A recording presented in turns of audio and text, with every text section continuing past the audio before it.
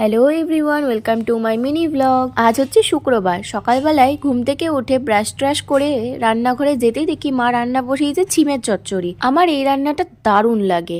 সর্ষে বাটা দিয়ে ঝালঝাল করে হবে, পাতে যখন দেবে হালকা করে একটু তেল গড়িয়ে আসবে। মা সর্ষে বাটা দিয়ে যখন শুকাচ্ছিল, যা মাখো মাখো একটা ভাব এসছে না, কি বলবো বন্ধু তোমাদের, আমার তো এখনই লোভ লাগছে। তারপরে ঠাম এখানে দেখছি পেঁপে কুমড়ো নিয়ে বসে পড়েছে, মানে মা রান্না করবে এগুলো কেটে দিচ্ছিল।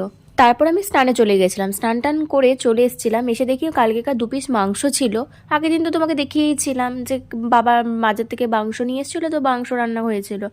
তো মা 2 পিস যেটা ছিল সেটাকে ভালো করে একটু পেঁয়াজ কুচিয়ে একটু তেলের মধ্যে দিয়ে ভেজে দিয়েছিল, যেহেতু মশলা আলু ফালু কিছুই ছিল না। বিশ্বাস করো, একদিন খেয়ে দেখবে বাসি মাংস এভাবে, দারুণ লাগবে। তো যাই হোক, আমি এখন খেতে থাকি। তোমাদের ভিডিওটি ভালো লেগে থাকলে লাইক কমেন্ট অ্যান্ড শেয়ার করো। দেখা হচ্ছে পরের ভিডিওতে। তো আজকের মতো এখানে, বাবাই।